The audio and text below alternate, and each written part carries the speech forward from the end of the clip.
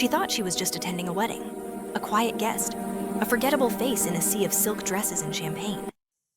30 minutes later, a man would raise a gun in that same ballroom, and the only reason she would still be breathing was the stranger who pulled her against his chest and whispered, "Don't scream." Sofia Rossi didn't know his name yet. She didn't know he was the heir to one of Italy's most feared crime families. She only knew the way his hand tightened around her waist when the lights went out, and how the room seemed to freeze when he moved. Moments earlier, his mother had begged her to pretend to be his fiancée. Moments later, powerful men were watching her like prey. By the end of the night, someone would try to kill his father. By the end of the week, Sofia would realize the truth. She hadn't been chosen by chance. She had been chosen because once she stepped into his world, there was no leaving alive. The scream came before the music stopped.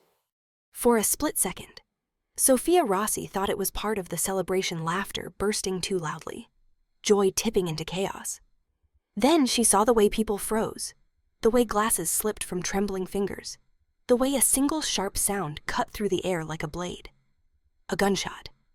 Someone grabbed her from behind, pulling her hard against a solid chest. A hand covered her mouth, firm but careful, as a low voice pressed into her ear. "Don't scream." That voice was calm, deadly calm, and somehow, impossibly, it made her obey. The lights flared back on seconds later. Guests gasped. Someone cried out.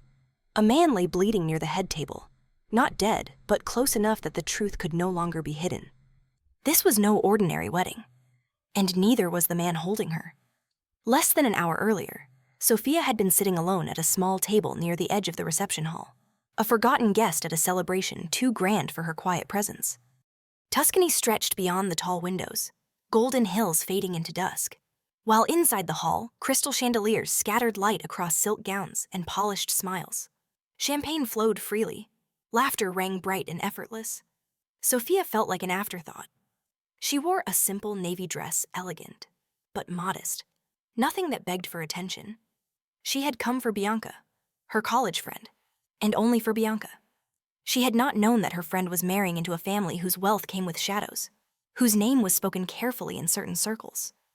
She lifted her teacup chamomile, chosen to steady her nerves, and told herself she would leave early. That was when she noticed him. He sat several tables away, dressed in a midnight black suit that seemed to absorb the light around him. He wasn't drinking champagne.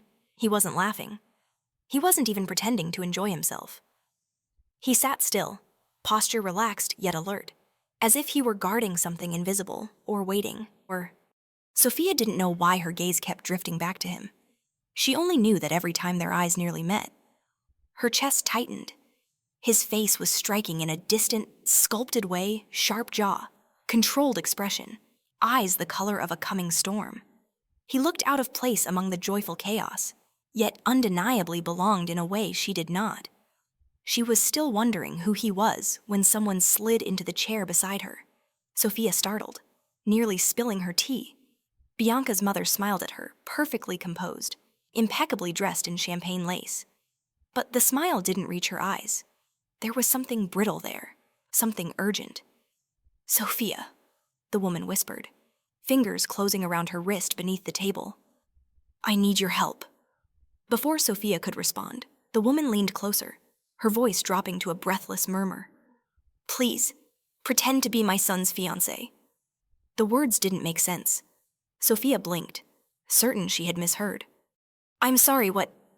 "There's no time to explain," the woman said, panic flickering through her carefully controlled expression.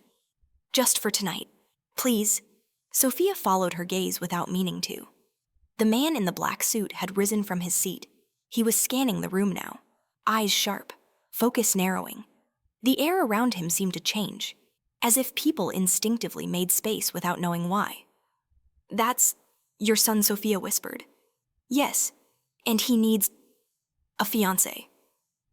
The woman's grip tightened. "If he doesn't have one, something terrible will happen." Sofia should have said no. Every instinct screamed at her to refuse, to stand up and walk away from whatever madness this was. But there was something in the woman's eyes.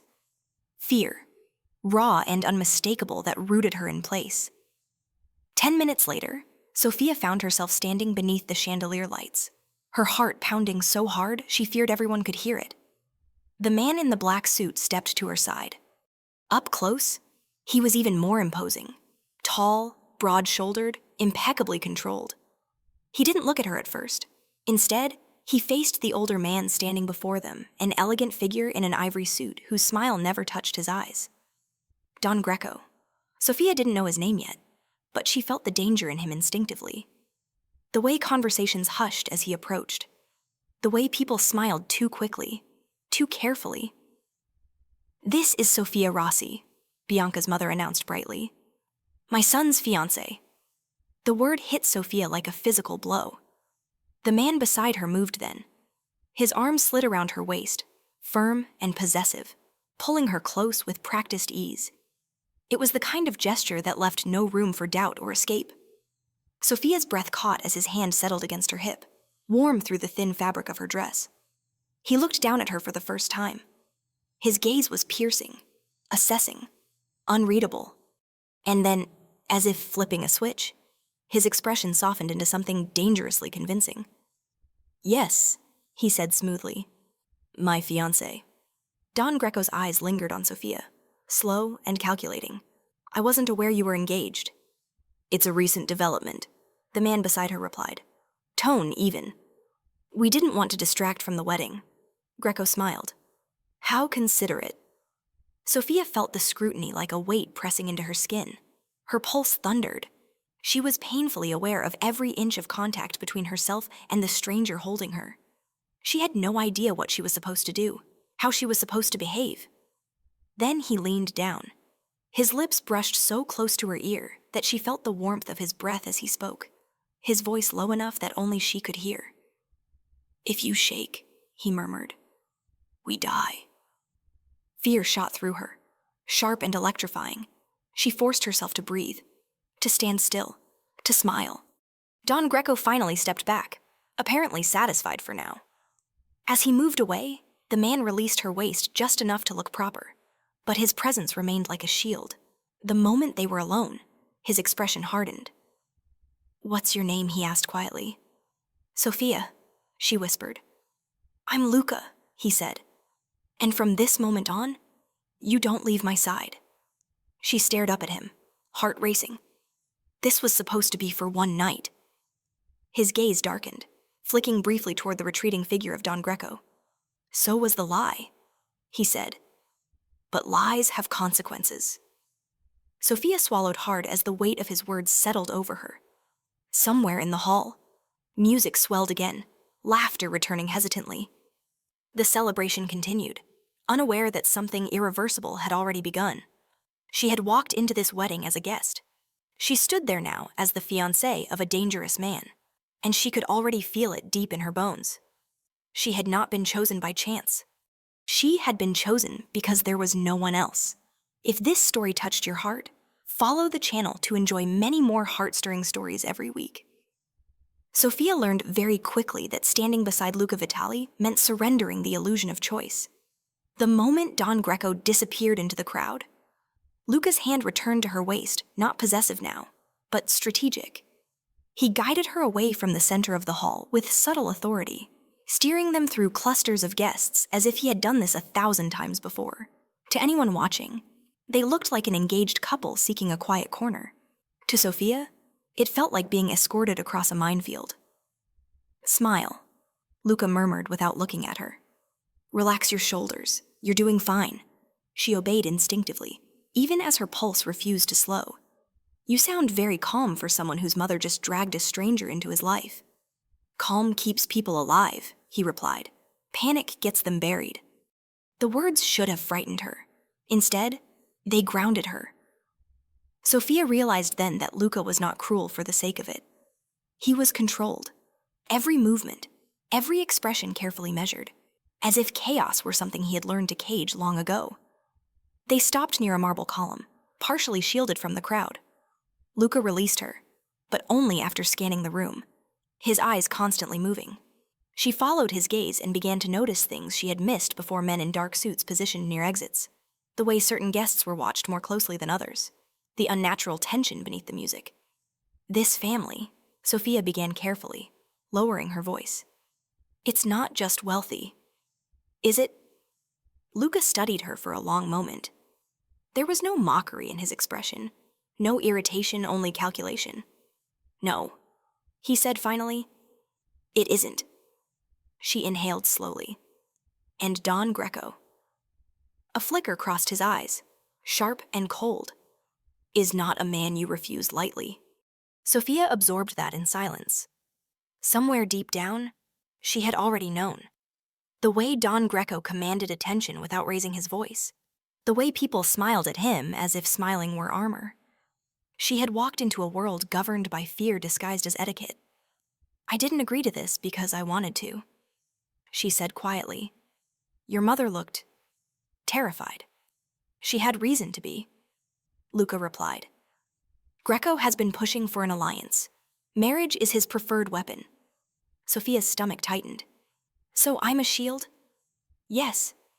The honesty startled her more than a lie would have. She expected excuses, softening words. Instead, Luca met her gaze directly. For tonight, your protection, nothing more. And yet, when someone passed too close, his hand returned to her back, light but deliberate. When Don Greco's voice drifted across the hall, Luca shifted, placing himself subtly between Sophia and the sound. The contradiction unsettled her. They were halfway through a slow dance when the truth settled in fully. The orchestra played something soft and romantic, violins weaving a melody meant to celebrate love. Luca's hand rested against her shoulder blade, his other holding hers with practiced precision. He moved confidently, guiding her through steps she hadn't realized she knew how to follow.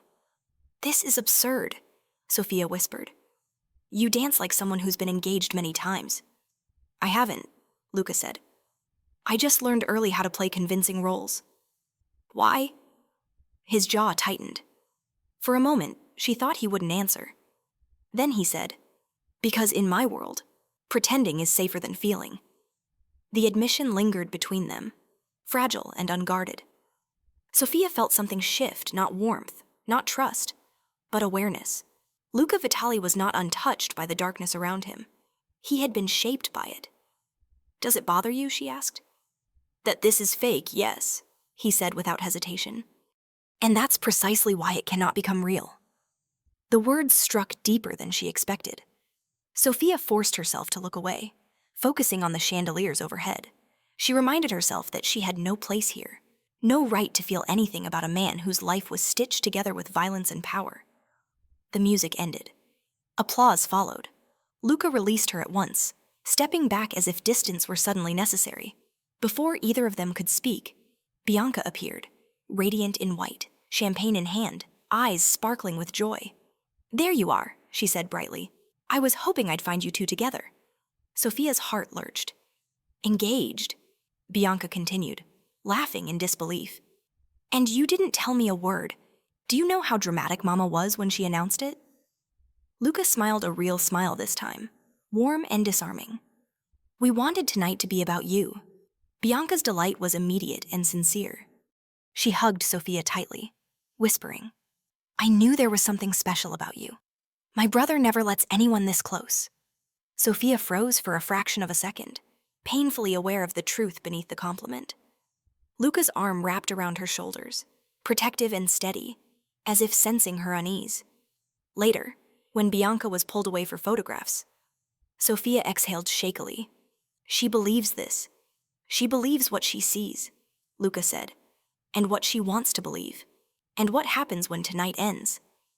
His gaze darkened, drifting toward the far side of the hall where Don Greco stood speaking to another man.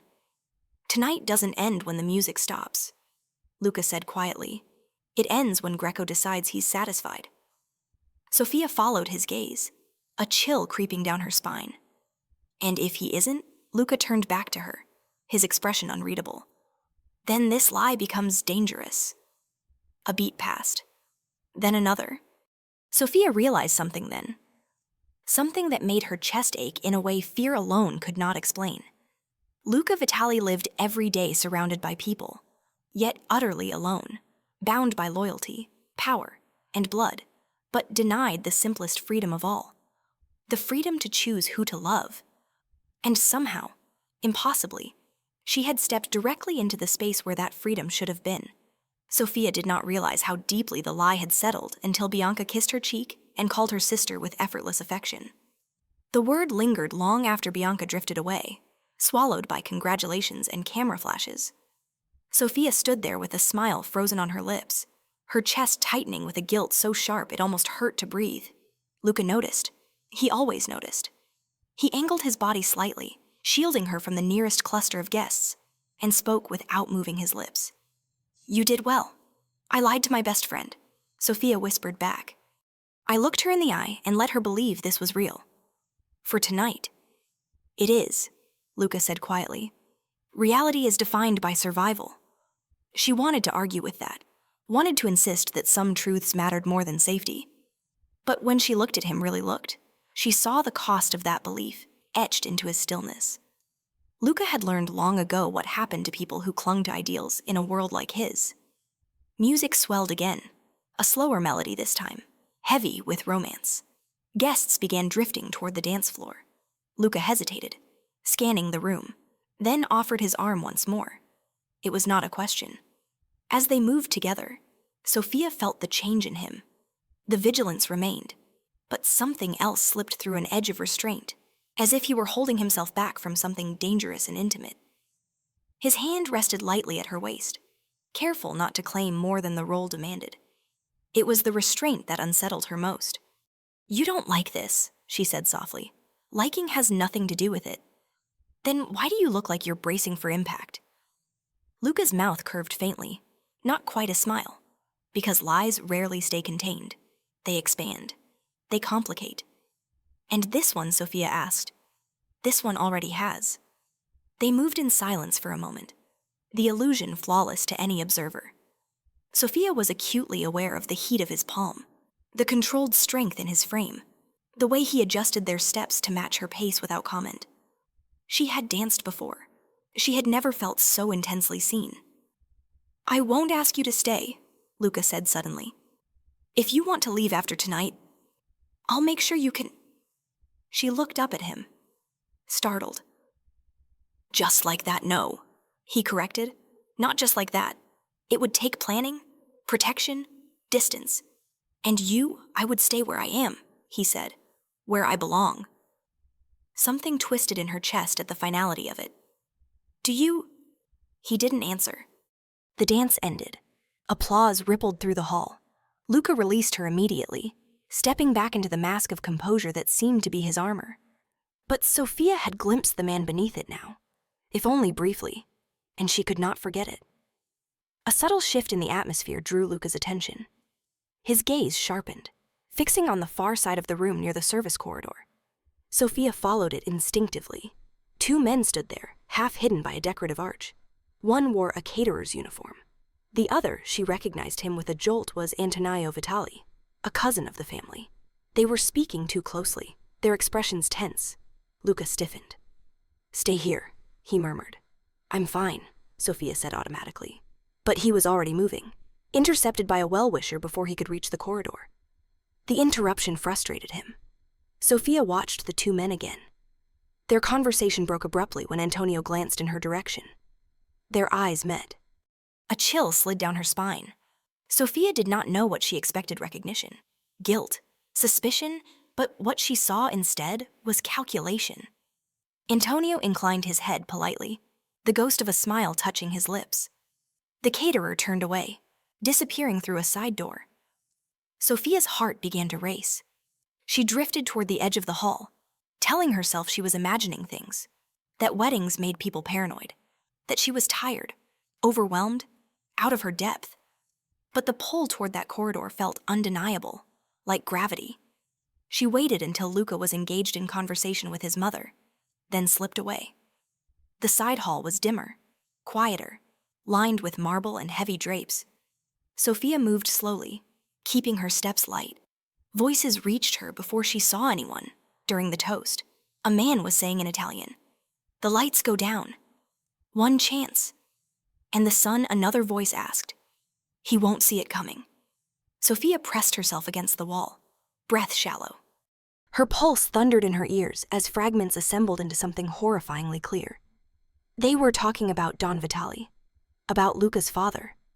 Her foot brushed against something metallic, a decorative stand, poorly placed. It scraped softly against the marble. The voices stopped. Sophia's stomach dropped. She turned to retreat and collided with someone solid. Strong hands caught her arms before she could cry out. For one terrifying heartbeat, she thought she had been discovered. Then Luca's voice cut through the darkness, low and controlled. "There you are." He drew her closer, one arm firm around her shoulders, his posture deceptively relaxed. Antonio stepped into view a moment later, his expression smooth, eyes sharp, lost. Antonio asked lightly, "Just stealing a moment of air." Luca replied without missing a beat. "My fiancé doesn't do well in crowds."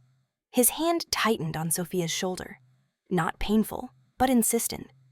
She felt the warning in it and nodded faintly, playing her part. Antonio studied them both, his gaze lingering on Sophia. "Careful," he said. "It's a dangerous night to wander." Luca smiled. "All nights are dangerous," he replied. "That's why I don't let her out of my sight." Antonio stepped aside. "Enjoy the toast." As soon as they were out of view, Luca pulled Sophia into a narrow alcove, his calm fracturing at last. "What did you hear?" he demanded softly. She swallowed, hands trembling. "They're planning something. During the toast, when the lights go out." Luca went very still. "Who?" he asked. "Antonio," Sophia said. "And someone else. I don't know who. But Luca, they're going after your father." For a moment, something dark and terrible flickered in his eyes, not shock, but confirmation, rage tempered by grim understanding. "Stay with my mother," he said finally. "Do not leave her side, no matter what happens. And you, I'll handle it." Sophia caught his sleeve. "You can't do this alone." His gaze softened, just slightly. "I already am," he said. "That's why you need to stay alive." As they stepped back toward the light, the music shifted again. The master of ceremonies tapped the microphone, announcing the upcoming toast. Sophia felt the lie around her tighten like a living thing, pulsing now with danger. It was no longer just pretending. It was a countdown. The hall seemed to tighten around Sophia as the announcement echoed through the room. The master of ceremonies' cheerful voice clashed violently with what she now knew, turning every laugh, every clink of glass, into something fragile. She moved as Luca had instructed, weaving carefully through the guests until she reached Juliana, Luca's mother, who stood near the head table with a composed smile that barely concealed her nerves. Sophia slipped her arm through Juliana's as if seeking comfort. "When the lights go down," she whispered, barely moving her lips, "stay close to your husband. Don't step away. Please." Juliana's body went rigid for a fraction of a second. Then she nodded, slow and deliberate, eyes never leaving the room. She didn't ask questions. She didn't panic. That alone told Sophia how much this woman already understood about the world she lived in. Across the hall, Luca moved with quiet precision. He positioned himself just behind his father's right shoulder, posture relaxed enough not to alarm anyone, yet alert in a way that made Sophia's chest ache. He looked like a man standing on the edge of a cliff, waiting for the ground to give way. Their eyes met briefly. It wasn't long, it wasn't dramatic, but in that single glance, something unspoken passed between them. A promise, or perhaps a farewell. Sophia swallowed hard and forced herself to breathe evenly. Panic would only make her visible.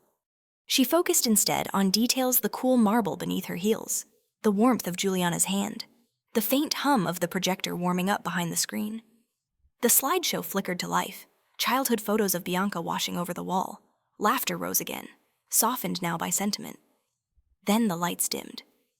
Not all at once. Slowly. As planned. Sophia's senses sharpened painfully. She scanned the room, her vision adjusting, searching for movement that didn't belong. Shadows stretched, shapes blurred, and then she saw it, a figure near the dais, moving too deliberately, too fast. Her heart slammed against her ribs. She opened her mouth to scream, but sound tangled in her throat. The room seemed suspended in a breathless pause. time pulling taut like a wire. "Look out," Sophia cried. The words tore free just as a muffled sound cut through the air. A sharp hiss. Glass shattered. Someone shouted. Chaos erupted as guests screamed and ducked instinctively. The lights snapped back on, flooding the hall with harsh brilliance. Don Vitali staggered, clutching his hand. Blood streaked across his knuckles, bright against the white linen. The champagne flute lay in pieces at his feet. The bullet had missed his heart by inches. For a split second, the world froze. Then Luca moved. He was already there, gripping his father's shoulders, pulling him down behind the table as men in dark suits surged forward. Orders were barked in low, urgent tones. Guests were ushered back, some crying, some stunned into silence. Music cut abruptly, replaced by the thudding of Sophia's heartbeat in her ears.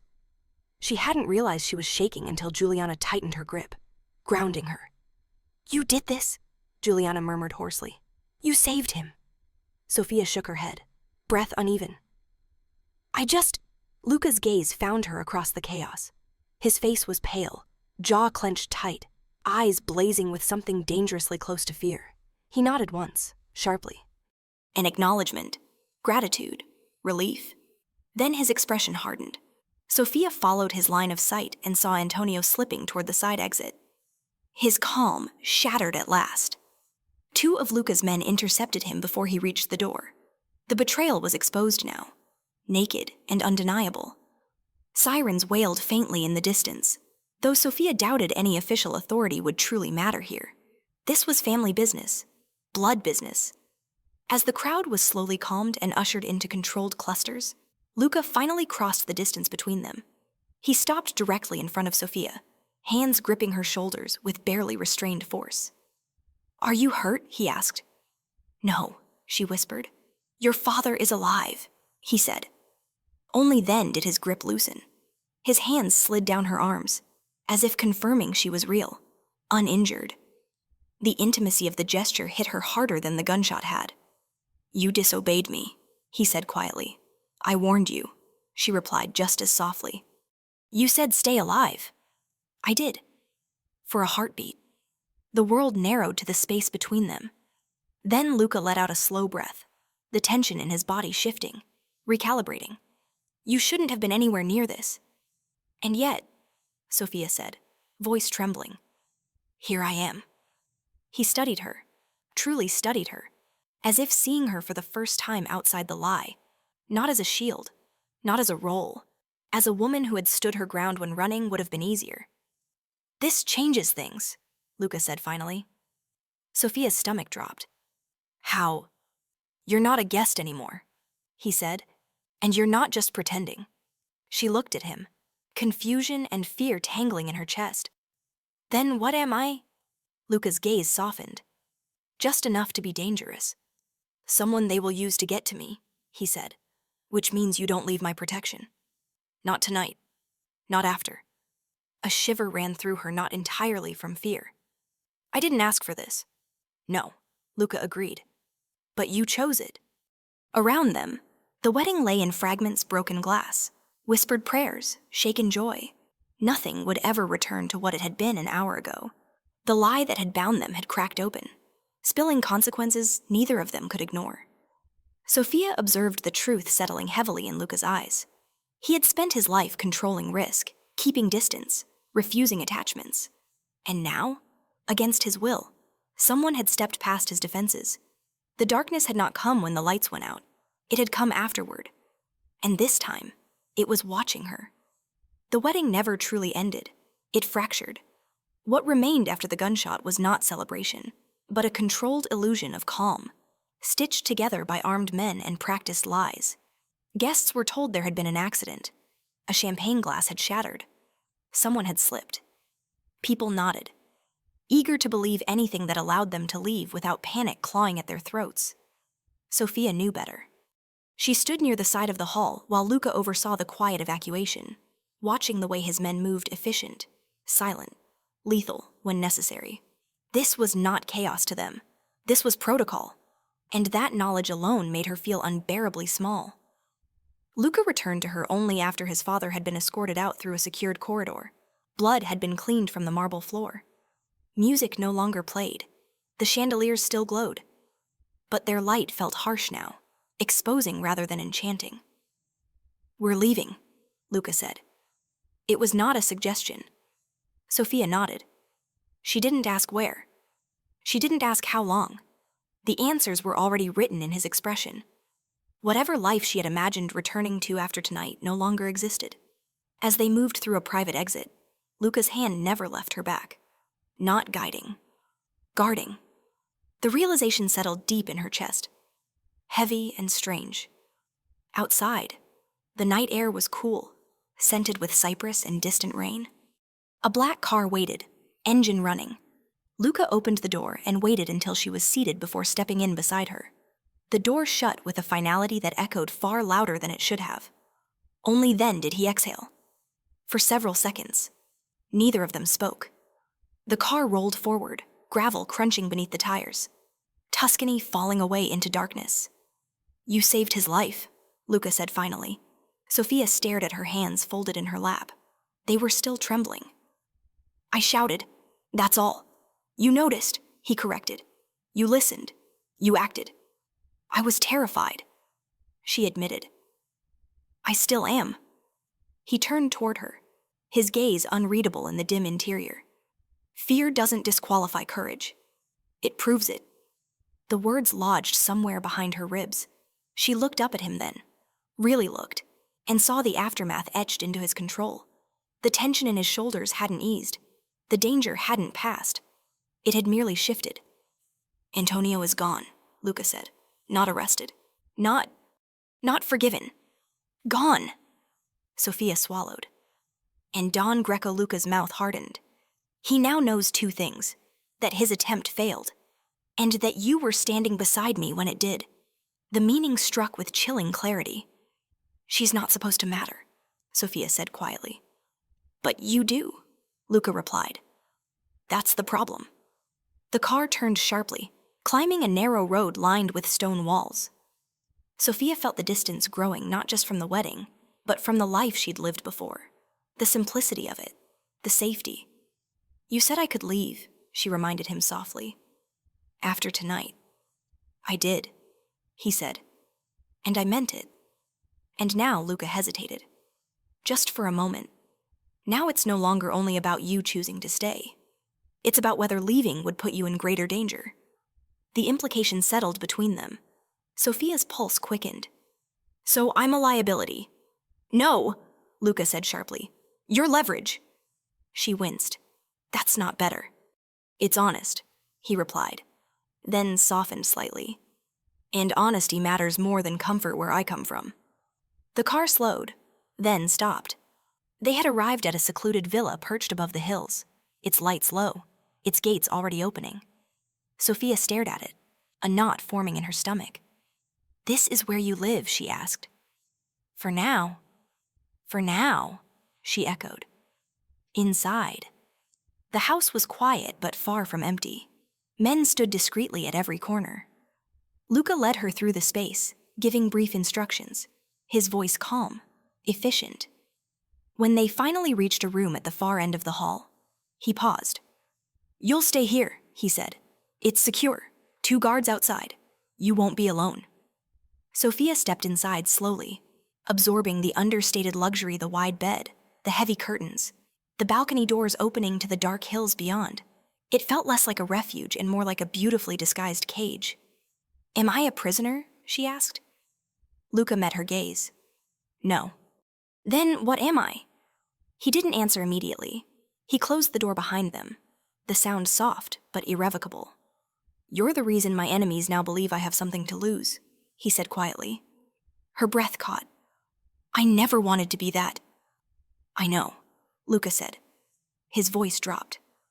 "That's why it matters." The air between them shifted, charged and fragile. Sophia realized how close he was standing, how easily she could reach out and touch him. The thought frightened her more than any gunshot had. "You should sleep," Luca said, stepping back at last. "Tomorrow, everything changes." As he turned to leave, Sophia spoke before she could stop herself. "Luca?" He paused. "Do you regret choosing me?" she asked. He looked over his shoulder, his expression unreadable. "I didn't choose you," he said. "I chose survival." Then, after a beat, "But you chose to stay." The door closed behind him. Sophia sank onto the edge of the bed, the silence pressing in. Somewhere beyond the walls, guards shifted, weapons checked, alliances recalculated. Don Greco would be doing the same. She understood the truth now, with chilling clarity. The gunshot had not been the climax. It had been the beginning. And in the eyes of the men who ruled the shadows, she was no longer invisible. Morning arrived without warmth. Sophia woke to pale light slipping through heavy curtains and the unfamiliar stillness of a house that never truly slept. The villa breathed quietly around her soft footsteps beyond the walls, the distant murmur of men exchanging low words, the subtle hum of surveillance she could feel more than hear. For a moment, she lay still, trying to remember who she had been before the night fractured her life. A guest? A friend? Someone who believed danger belonged to other people. She rose slowly and crossed to the balcony. Tuscany stretched out below, serene and untouched, as if violence had never stained its soil. The beauty felt cruel in its indifference. Somewhere within that calm landscape, powerful men were already making plans that revolved around her existence. A soft knock sounded behind her. Luca entered without waiting for permission. He looked unchanged, tailored, composed, immaculately controlled, but she noticed the shadows beneath his eyes, the faint tension in his jaw that hadn't been there before. "You didn't sleep," she said. "Sleep is optional," he replied. "Safety isn't." He moved to the window beside her, not touching, but close enough that she could feel his presence like gravity. For several seconds, they stood in silence, watching the hills. "You should go home," he said suddenly. "Today." Sophia turned to him, startled. "You just said it wasn't safe." "It isn't," Luca said. "But it will be less dangerous away from me." The words struck deeper than she expected. "You're sending me away because I matter." He didn't deny it. "You think distance will protect me?" she said.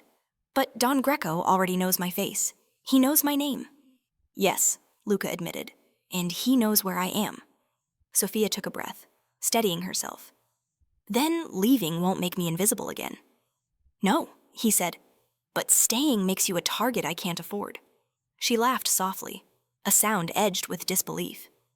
"You talk like caring is a weakness."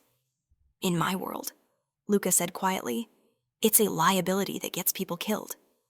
Sophia searched his face, seeing the truth in his eyes. This wasn't cruelty. It was experience, loss, a history of watching those who stood too close pay the price. "You don't want me here," she said. "I don't want you hurt. That's not the same thing." Luca looked away first. Breakfast was brought in silence. Sophia ate mechanically, aware of Luca watching her with an intensity that felt both protective and distant. He was already pulling away, building walls she could almost see rising between them. Later that morning, Juliana arrived. She embraced Sophia tightly, gratitude trembling through the gesture. "You saved my husband," she whispered. "No matter what happens, you are family to me now." The word echoed painfully. Family.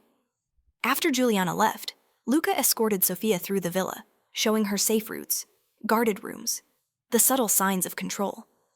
He explained protocols without explanation, as if assuming she understood the stakes now. And she did. "Until this is resolved," he said, "you don't leave without me. You don't answer unknown calls. You don't trust anyone who hasn't earned it." "And you?" Sophia asked, "Do I trust you?"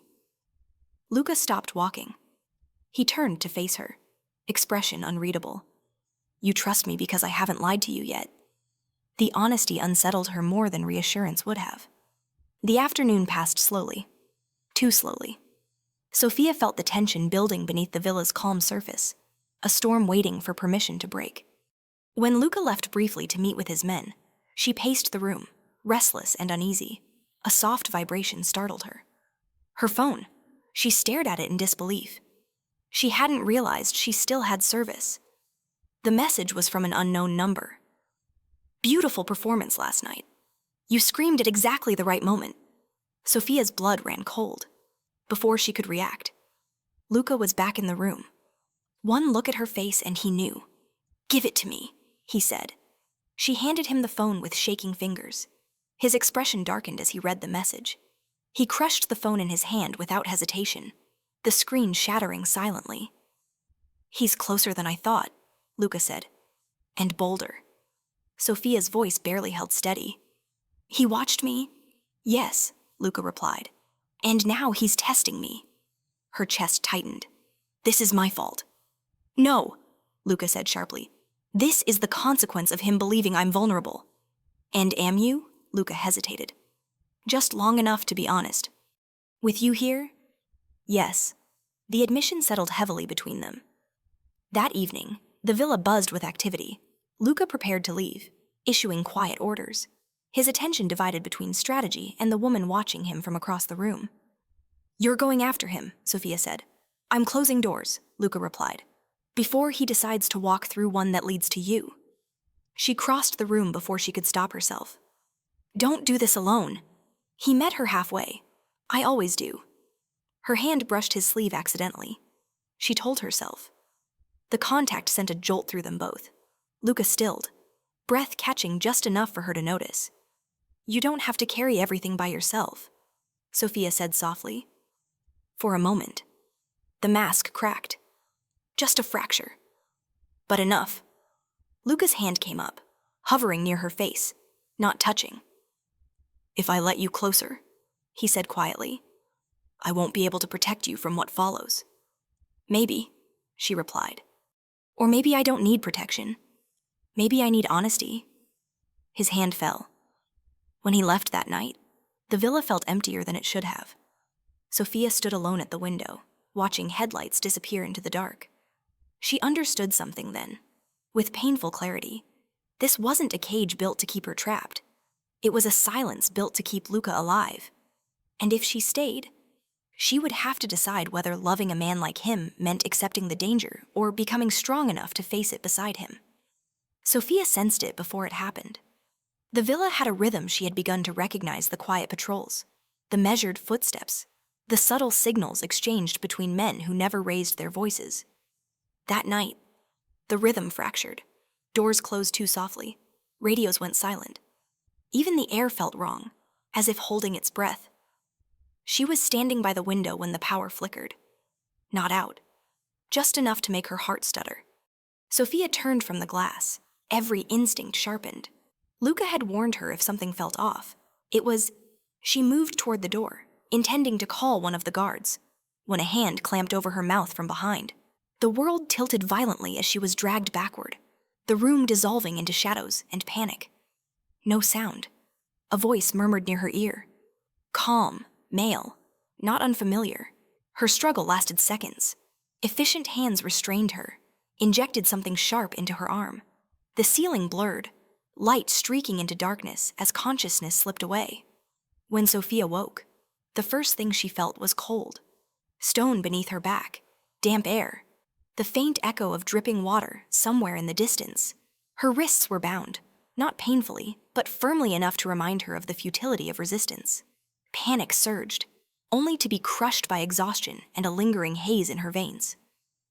"You lasted longer than I expected." Sophia lifted her head slowly. Don Greco stepped into the light, immaculate as ever, ivory suit unwrinkled, smile precise. Behind him stood two men, silent and watchful. "You drugged me," she said hoarsely. "Yes," he replied pleasantly. "I dislike unnecessary struggle." Fear coiled tightly in her chest, but she forced herself to meet his gaze. "What do you want?" Greco's smile widened. "To understand you." He circled her slowly, examining her as if she were a puzzle. "You weren't meant to matter," he continued. "You were a convenient prop, a lie we could expose when the time came." "And yet," Sophia said quietly, "here I am, here you are." Greco agreed. The first thing Luca Vitali has protected in years. Sophia's heart twisted painfully at the sound of his name in Greco's mouth. "He won't give you what you want," she said. "I don't need him to," Greco replied. "I only need him to believe I might hurt you." The truth of that threat settled over her like a weight. This was not about ransom. This was leverage refined to an art. "He's coming," Sophia said, more prayer than certainty. "Oh, absolutely," Greco said lightly. "He always does." Hours passed, she wasn't sure how many.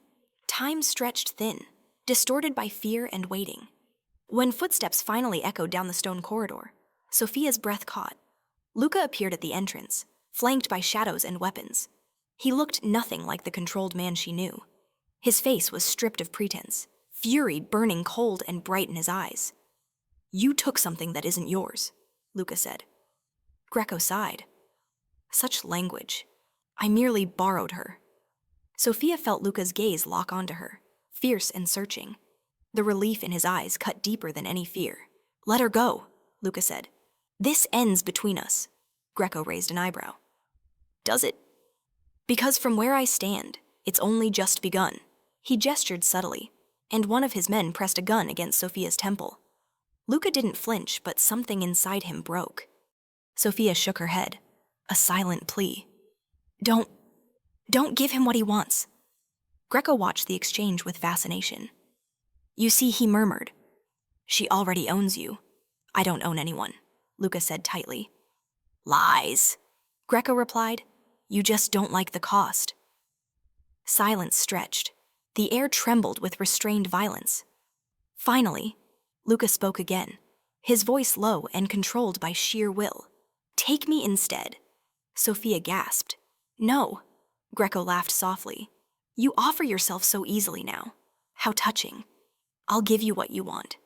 Luca said, "Step away from her." Greco studied him for a long moment, then waved his hand.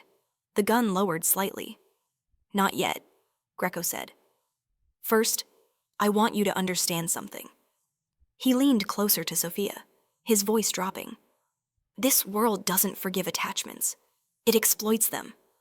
Tonight, she disappears. Tomorrow, you rule without distraction." Sophia felt Luca's resolve shatter at last. "I won't survive that," he said. "Neither will you." Greco smiled. "We'll see." The moment exploded into chaos. A gunshot echoed not from Greco's men, but from the shadows behind Luca.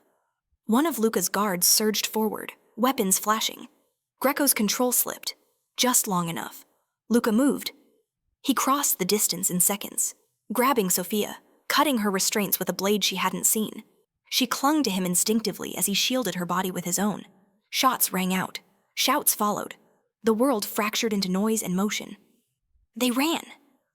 By the time they reached the waiting car, Sophia was shaking uncontrollably, breath coming in ragged bursts. Luca pulled her into the seat, slammed the door, and covered her with his sponge as the car surged forward. Only when the night swallowed them did he let himself breathe. Sophia pressed her face into his chest, tears finally spilling free. "You came," she whispered.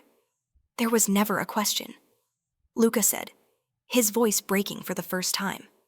As the car vanished into the darkness, Sophia understood something with terrifying clarity. She hadn't just been taken to hurt Luca.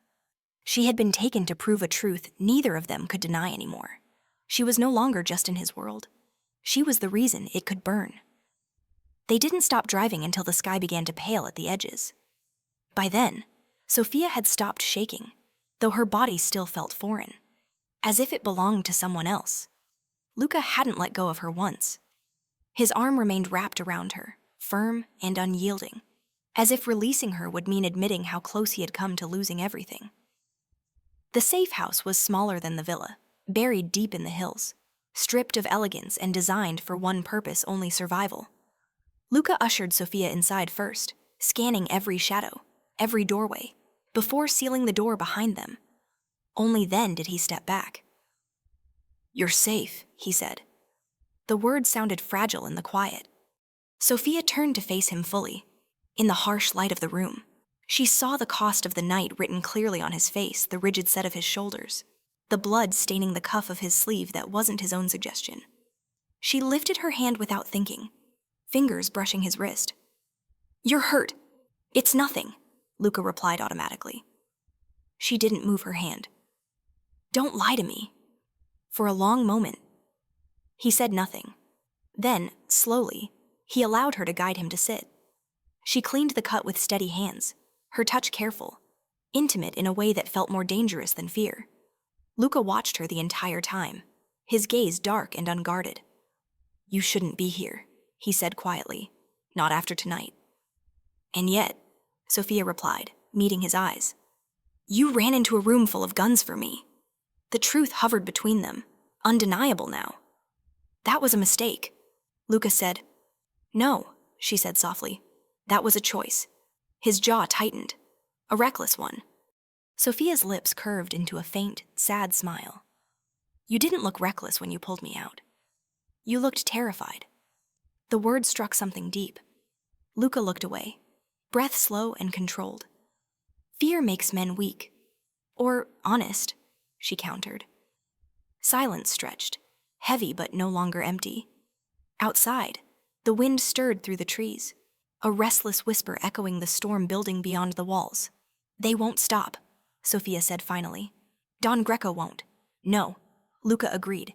"He's already lost too much face." "And because of me, because of what you represent," Luca said. "Proof that I can be manipulated." Sophia absorbed that, then lifted her chin. "Then don't let me be your weakness." He looked back at her sharply. "Let me be your reason," she continued. "There's a difference." The words hung in the air, bold and dangerous. Luca rose slowly, closing the distance between them until they stood inches apart. The intensity in his gaze made her breath catch. "This world destroys people like you," he said. "People who still believe they can stand in the middle of it and not break." Sophia didn't step back. "Maybe," she said. "Or maybe it only destroys the ones who face it alone."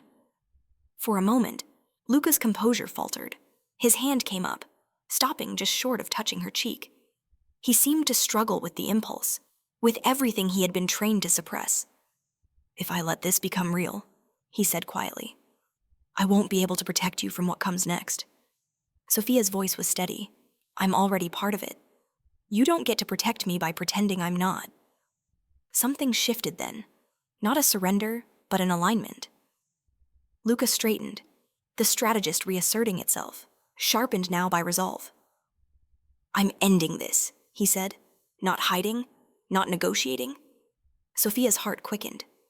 "What does that mean?" "It means Don Greco no longer sets the terms," Luca replied, "and it means you won't be moved again." War arrived swiftly. By nightfall, Luca's men were mobilizing. Messages were sent, lines drawn, old alliances tested. Sophia watched from the edges as Luca transformed every gesture precise, every word deliberate. This was the man Don Greco feared, not because he was ruthless, but because he was decisive.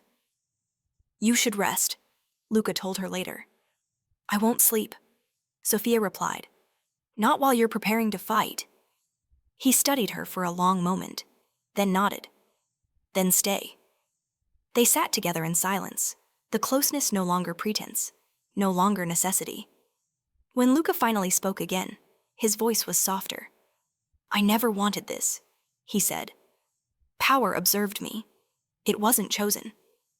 Sophia turned toward him. And now," he said, meeting her gaze. "I choose." Her heart pounded at the weight of that word. A guard appeared in the doorway, voice low. "We have confirmation. Greco is moving." Luca stood. The air seemed to tighten around him. Before he could step away, Sophia reached for his hand. He stilled, surprised. "Come back," she said simply. Luca closed his fingers around hers, the contact brief but grounding. "I will." As he disappeared into the night, Sophia remained standing there, the echo of his presence lingering like heat on her skin. She understood now what Don Greco had truly miscalculated. This was no longer about leverage. It was about loyalty forged in fire. And when Luca Vitali chose to fight, he didn't fight to win. He fought to end it.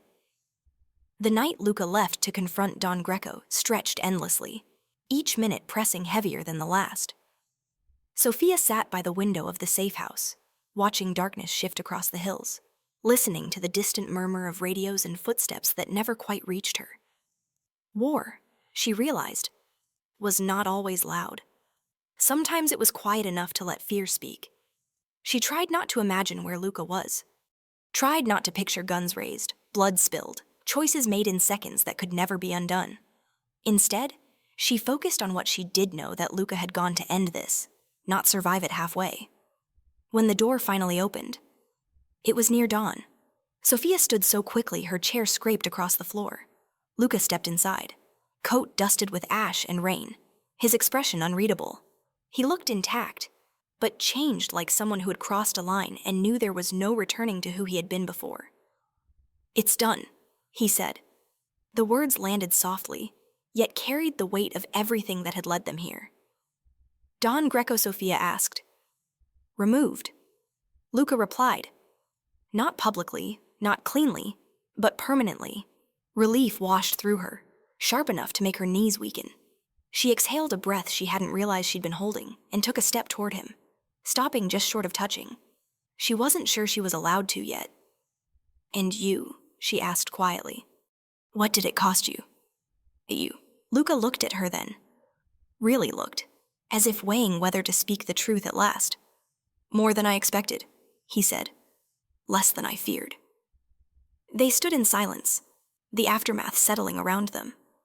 Outside, birds began to stir, ignorant of the blood that had soaked the night before.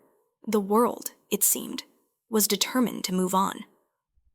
"I should have sent you away," Luca said finally. Sophia shook her head. "You couldn't—" "No," he admitted. "Because leaving you behind would have broken the one rule I've lived by. And that is never give anyone power over me." The honesty startled her. "And I do. You did the moment I realized I couldn't imagine this ending without you alive," Luca said. "That was when I knew I'd already lost." Sophia's chest tightened. "Lost what control?" he said simply. She took the last step forward then, close enough that she could see the faint cut near his collarbone, the tension still coiled beneath his calm. "You're not weak for that." "In my world," Luca replied, "it's the most dangerous thing a man can be." Sophia reached out, her fingers brushing the edge of his jacket. He didn't stop her. "Then maybe your world needs to change."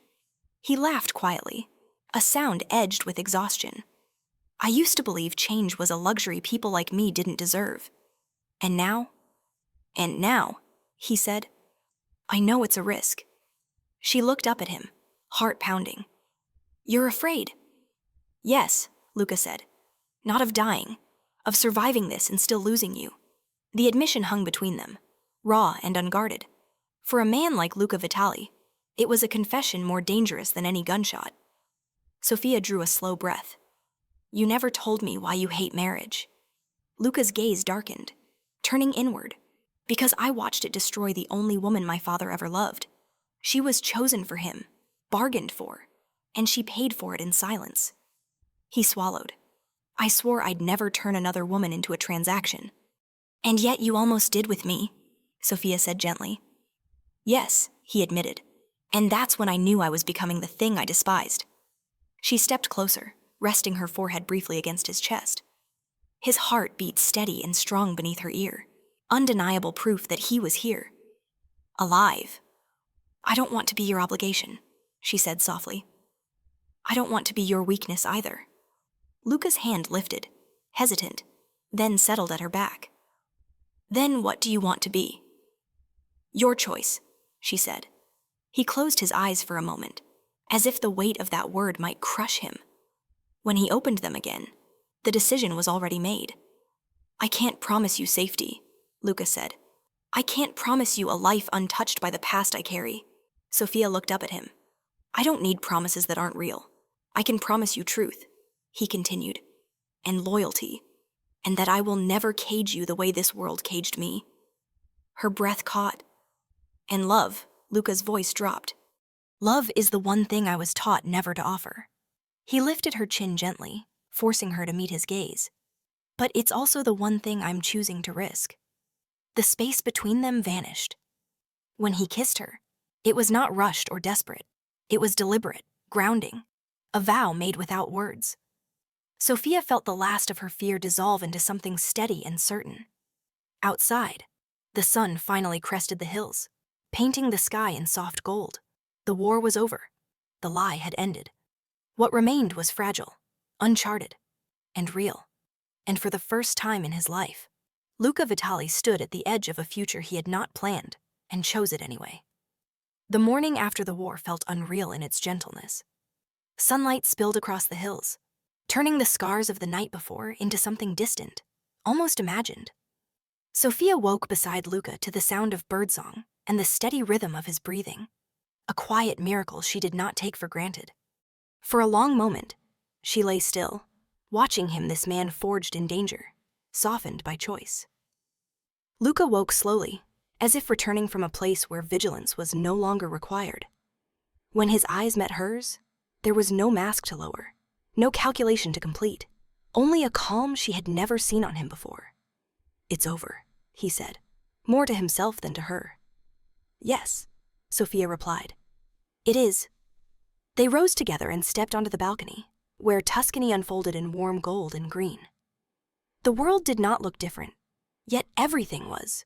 Messages arrived quietly throughout the morning confirmations, assurances, the subtle reordering of power that followed a decisive end. Luca read them without urgency, setting the phone aside when he finished. "For the first time, he said, no one is waiting for me to react." Sophia studied his face. "What does that feel like?" "Terrifying," Luca admitted, "and freeing." Juliana arrived later with her husband, both of them visibly changed, relieved, grateful, older in a way that came from surviving. Juliana took Sophia's hands, her eyes shining. "You gave us back our future," she said softly. "Whatever you choose next, you'll never stand alone in this family." The word family landed differently now, no longer a burden, no longer a trap. Luca watched Sophia closely, a quiet question in his gaze. She answered it by entwining her fingers with his. The days that followed were gentle by design. Luca dismantled what remained of Don Greco's reach with patience rather than spectacle, refusing to replace one tyranny with another. He chose transparency where secrecy had once ruled, boundaries where fear had thrived.